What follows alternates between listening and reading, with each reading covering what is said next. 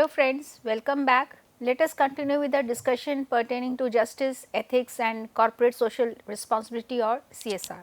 In this session, I am going to talk about ethical behavior in organizations, that how ethics are being followed or implicated in any organization, and that ethicality is reflected in their actions and decisions.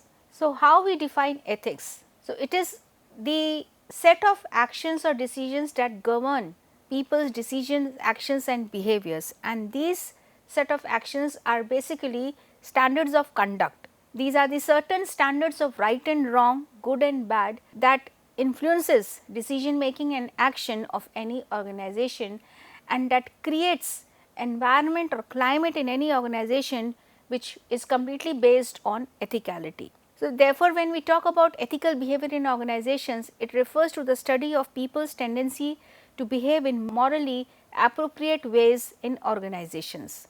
In the correct form, it connotes to the right conduct or mode of conduct or behavioral conduct of every employee that is acceptable, and not to perform any behavior that is unacceptable based on the norms of the organization. So, when I am talking about norms, it is about all the behavioral patterns which are considered to be right and acceptable, and which are considered to be wrong and are not acceptable. So, it is about performing behavior that are acceptable and not performing those behavior which are unacceptable.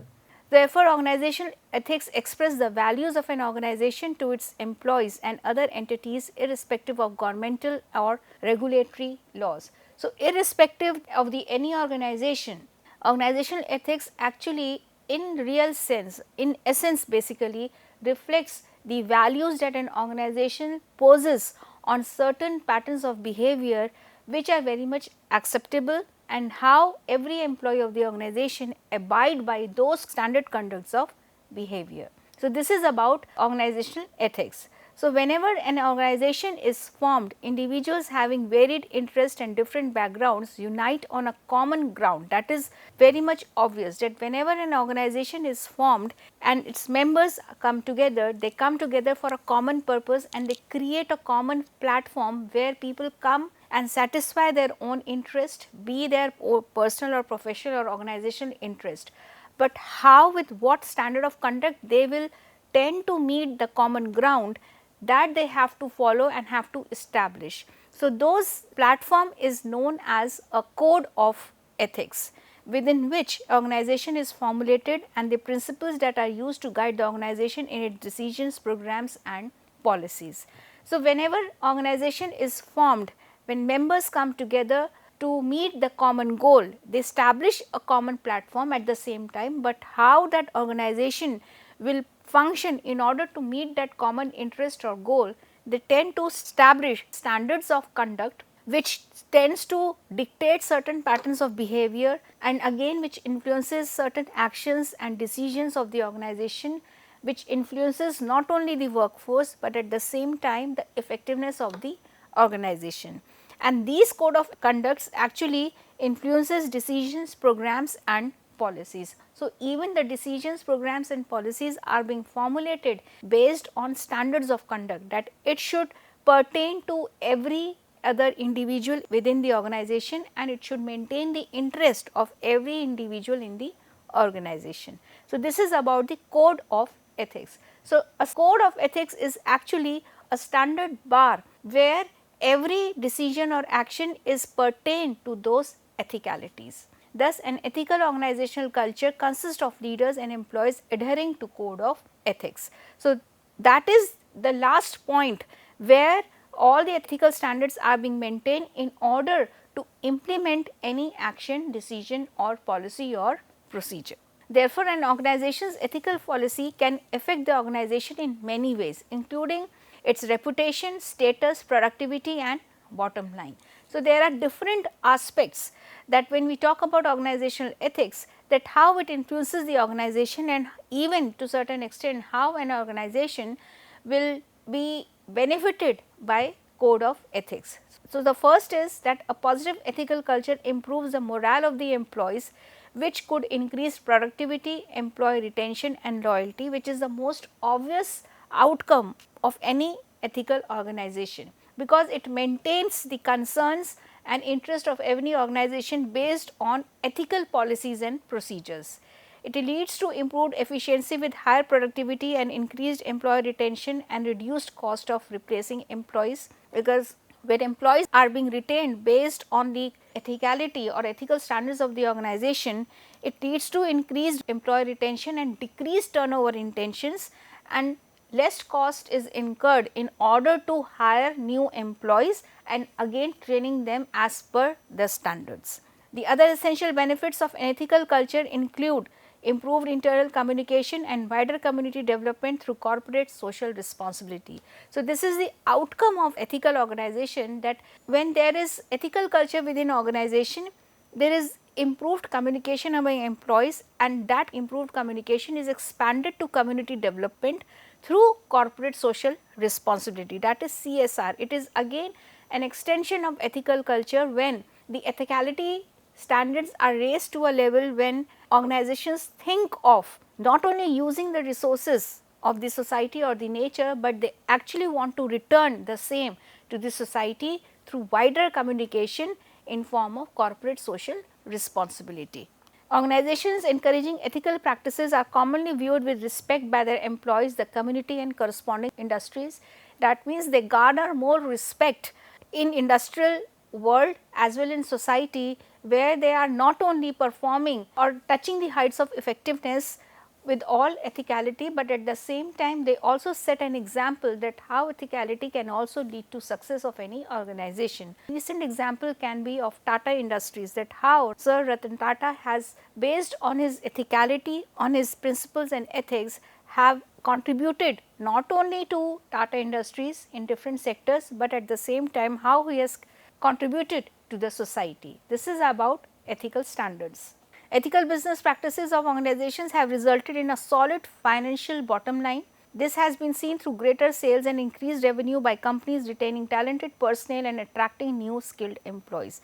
Any organization that has garnered an ethical reputation in industrial world, then it also helps in increased sales and revenues, because that creates an impression to the customers that the organization and its products are genuine, and more customers are attracted to the products of those organizations. So, organizations tend to retain employees because of their ethicality and how those employees have contributed to the organizations in improving the effectiveness or raising the bars of the effectiveness, and at the same time it makes the organization very attractive while hiring new skilled employees. So, ethicality has its own outcomes, which is a long term process, that it tends to garner more respect, definitely more attraction to hire new talents, and at the same time it helps in establishing a solid financial bottom line, because customers tend to trust such organizations and they are more attracted to their products and services.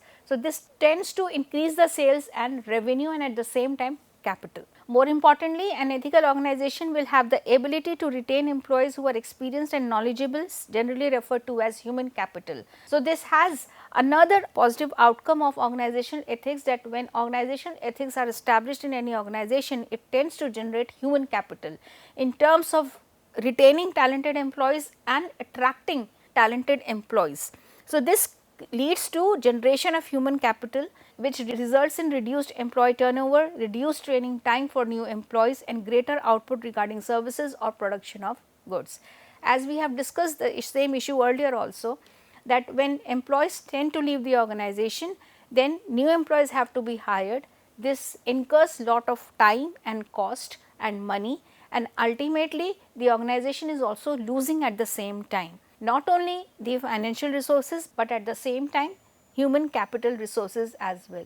But if ethical standards are being maintained in any organization, then people committed to the organization and there is reduced turnover intention. So, what are the basic ethical elements? Basic ethical elements, that in what manner certain elements tend to establish ethicality within organization. So, there are 4 elements or factors that are required to create an ethical culture and behavior of employees within organization. So, there has to be a process, there has to be some resources within organizations where ethical culture is promoted. It is not that a certain one term will be used throughout the organization and ethical culture is established. It needs some efforts, there has to be a system in order to create that culture of ethics. These elements are a written code of ethics or standards or ethical code, or may be referred to as the employee handbook. Now, this is one way how to promote ethical culture within organizations. So, these includes handbooks, which includes law regarding sexual harassment, alcohol abuse, substance abuse or drugs. So, this is about that whenever a new employee joins the organization, that employee is sensitized to this particular term ethics, especially for that organization, and that detailing is being provided to him through ethical code or code of ethics and standards in a form of handbook, and employee is supposed to go through that handbook thoroughly in a way to understand that what kind of behavior is acceptable and what unacceptable in order to maintain his stay within that organization in longer run. The other is situational ethics. So, this kind of element takes into account only the particular context of an act when evaluating it ethically, rather than judging it only according to absolute moral standards. So, this is about apart from that handbook, that certain situation will also arise in any organization where organization has to decide what is right and wrong irrespective what is mentioned in the handbook. So, it is about occasional events that tend to evolve or spur in any organization, and how even in those situations ethics is being implicated in terms of identifying what is right and wrong. Ethics training for executives, managers and employees. These days when any new employee who joins the organization, it is not only about that they undergo any on the job training, or but they also have to undergo some ethical training where they are being sensitized thoroughly about the do's and don'ts, or to develop the understanding of the ethical and unethical behavior. So, this kind of training is being imparted to executives, managers and employees irrespective of their reputation, status or rank in any organization across the hierarchy. The availability of ethical situational advice such as advice lines or offices. These days it is not only about that organizations have wellness centers in organizations to maintain the or enhance the mental health of the employees. Currently every organization also have cells, ethical cells, who provide guidelines and advices to the employees when they tend to perceive any unethical situation and how they can approach to resolve that unethical situation. So, there every organization have cells or units or departments where they tend to offer such kind of immediate guidance and advices. And the last is confidential reporting systems. It is again a kind of training that is being imparted to every employee, that how and to what extent they should have the ability to maintain confidentiality in order to report any unethical situation where the person's name is being kept anonymous, and how that situation is being approached in a very docile manner where ethicality is being posed while avoiding any conflict. Okay. Since we are talking about ethicality, ethical organizations, right and wrong, the another question that spurs is that what is the difference between morals and ethics? They are like overlapping terms, although thin line difference exists in order to understand the difference between the two terms, morals and ethics. So, the truth of the matter is that you always know the right thing to do, but the hard part is doing it. Everybody knows I am wrong, everybody knows the other person is wrong, but no matter it is me or you, we find it difficult to take the right action because it takes lot of efforts, it requires lot of patience in order to execute the rightness. So, when we talk about the right thing, it is a notion which is central to the distinction between the two key terms, that is morals and ethics. There the person is being stuck to understand that thin line difference. So, when social scientists speaks of morals, they refer to people's fundamental beliefs regarding what is right or wrong, good or bad. So, one of the most important sources of moral values is religious background, beliefs and training we receive. It is about the training we receive from the family, which is being transferred from one generation to another about right and wrong and good and bad. It is about the belief system, it is about the religious background, that what is right and wrong is considered to in my religion and how it is being considered as wrong in the another religion or vice versa. So, this is about morals which can vary, but ultimately the essence remains the same. So, based on these beliefs, people are guided in ways that influence the decisions they make and the actions in which they engage. So, these standards are referred to as ethics. Now, once this morality is being imbibed based on our backgrounds, religious backgrounds, upbringing, family backgrounds or beliefs and training we receive, these become so much robust in an individual's thought process and nature that it influences an individual decision making. Once that decision is being imposed or action is being taken, that becomes the standard of that individual, and that standard of conduct is termed as ethics. So, based on these beliefs, people are guided in a way that influence the decisions they make and the actions in which they engage. So, these standards are referred to as ethics. So, once these morals or beliefs become so robust and ingrained within an individual that he engages his decision making based on those models, that becomes basically the standard of conduct and is known as ethics. So, thus ethics refers to standards of conduct that guide people's decisions and behavior, for example, not stealing from others. These standards become an individual's conduct, and that conduct influences the individual's actions and decision making. So, when models becomes conduct, those become standards of behavior that is being reflected in an individual's action and decision. For example, not stealing from others. So, this is about the morals and ethics. We have learned from since childhood that stealing is wrong, but when we bring it into an action, that becomes the standard of conduct that I will not do it, and ultimately it is reflected in the decision. This is about morals and ethics. This is a simple diagram which clarifies the difference between the two terms, that is moral and ethics, where moral value says fundamental beliefs about what is good or bad or right or wrong. Ethics becomes the standards of conduct in keeping with one's moral values, that you will not deviate from your understanding of right and wrong, irrespective of how those morals are being backed by. Now, once those ethics are being standardized, it becomes an individual decision to abide by that concept of right and wrong. It is about a plan for behaving in an ethical fashion that influences your decision, and that decision is reflected in your behavior, that action taken following from the decision made. So, decision is in the mind, but how you will execute, that execution will come through your action.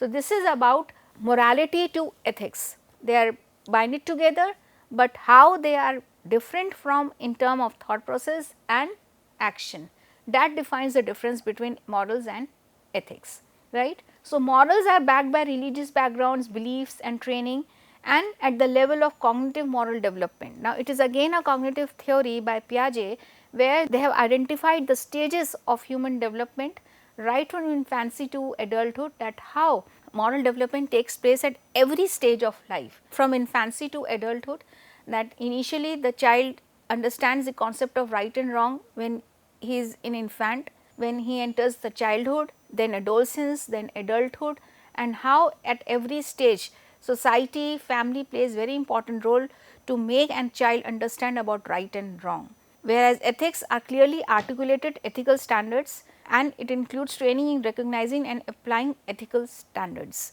It is about abiding or maintaining standards of conduct based on morals, right.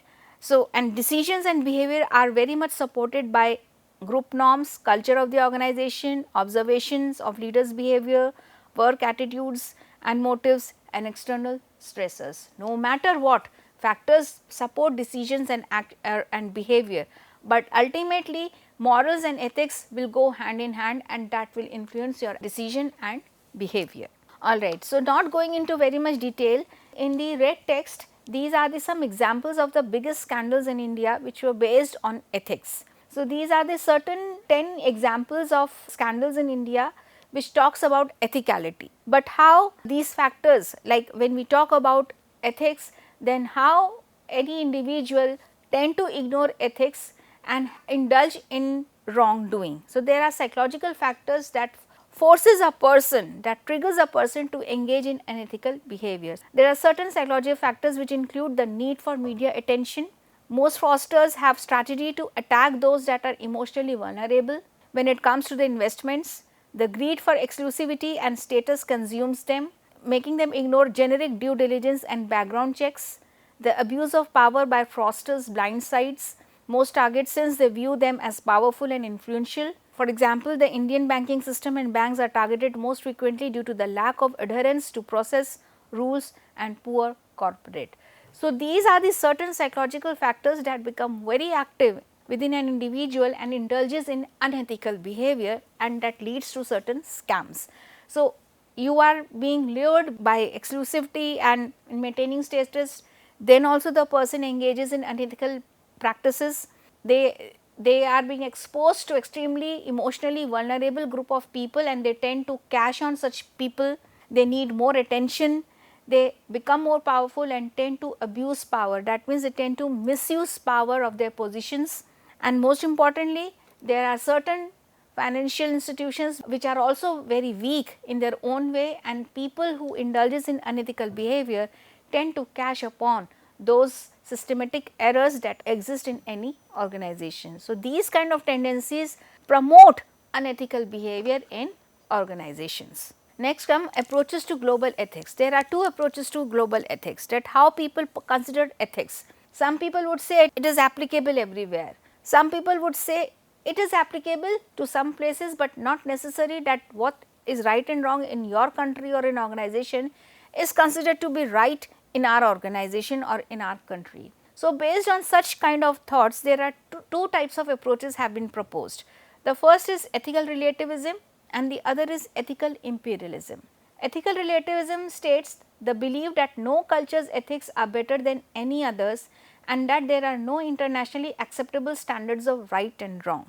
So, this kind of approach tend to outrightly reject that ethic is a global term. They talk about that ethics is something that we cannot say that your ethics are more higher than ours, and there is no internationally accepted standards of ethics. That is, that no country can say that we are more ethical than you or any organization. It is about relativism, that how you relate yourself to any ethical or unethical situation. For example, many oil companies operate in United States and profess that men and women should be treated as equals, right. This is about the definition of ethicality in any US company, whereas any oil company in Middle Eastern countries, they would regard women as more subordinate to men and bribery is widely accepted. So, this is about ethical relativism, that how you relate to any practice to be right and wrong or good or bad or acceptable or unacceptable in terms of your own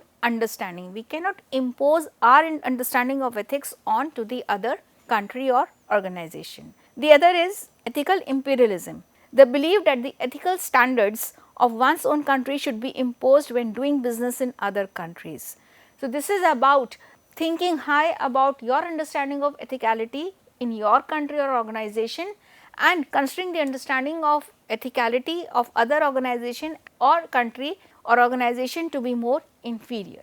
This is another approach. For example, a company could implement training programs that educate employees on local customs while still ensuring compliance with universal human rights. So, in case of expatriation, when any employee who joins the organization in any other country, maybe that organization will expect that new employee to undergo any training where they will educate employees about the local customs and about the ethics and code of ethics in their organization, while at the same time they are also protecting the universal human rights, that his emotions and feelings should not be harmed. This is about ethical imperialism. So, there are two approaches, two poles which state that what is ethicality and how it should be perceived and imposed within organizations or other organizations, right. The guiding principles of global ethics. The social scientists have recommended organizations should adopt a stance between the extremes of ethical relativism and ethical imperialism. So, in this connection they may be guided by the following three principles. Now, coming back to the previous slide about ethical relativism and imperialism. This will exist because it is an individual organization's perception about ethicality, but how to balance? We cannot discard any approach outrightly. Both the approaches are existing and they will exist in any organization or in any country, but how to maintain that balance? There has to be some another guiding principles where this kind of balance can be maintained. So, OB professionals have talked about three guiding principles of global ethics. The first is show respect for core human values, the other is demonstrate sensitivity to local traditions, and third is recognize that context matters when distinguishing between right and wrong. That means any situation that leads to ethicality or conflict, then what is right and wrong will ultimately depend on that situation, not about imperialism or relativism. Let us go in little bit detail. The first is show respect for core human values. To be ethical, company officials must use their moral compass to guide people toward acceptable practices and away from intolerable ones. Irrespective and no matter any country or any organization, ultimately every organization has this aim not to promote unethical behavior and promote only the right pattern of behavior. For example, that any organization must aim to promote a healthy workplace which is free from physical danger and psychological abuse. For example, any organization will not support any organization to work with any industry who use sweatshops. Now, here sweatshops means any assembly line workshop where the working conditions are very poor and unsafe, and maybe every kind of person is performing certain jobs irrespective of the age and gender. In nutshell, sweatshops are the ones where the human life is also in danger. So, this is about maintaining the stance of global imperialism and global relativism, that whether any of the approach is being implemented, but core human values are being respected. The other is demonstrate sensitivity to local traditions. This requires that following local tradition to an extent that human values are not disrespected, human core values are not disrespected. For example, in any Japanese corporate culture, maybe gifting small items is acceptable and is not perceived as bribery, but maybe in another country it is considered as a bribery. In order to maintain that stance of relativism and imperialism, the act of giving small gift can be a customary ritual, but that connotes politeness and trust between the parties. So, maybe in Japanese culture this is acceptable and it should not be perceived as something unethical, but rather acceptable pattern of behavior which reflects politeness and trust between two employees or parties. So, that sensitivity, in order to understand any particular pattern of behavior to be right or wrong or fair or unfair, the foremost issue is to understand the sensitivity of the situation so as to protect the core human values. Therefore, maybe in American companies, maybe this is being frowned. Act of giving small gifts to the co-workers may be frowned, but maybe in Japanese it is acceptable. Therefore, any action that is being taken place in any organization must be perceived with lot of sensitivity in order to preserve the core human value. And the last is recognize that context matters when distinguishing between right and wrong. So, being ethical requires considering the nature of the setting in which it has occurred. Ethical rules are not hard and fast. Sometimes what is right in one context may be considered wrong in another.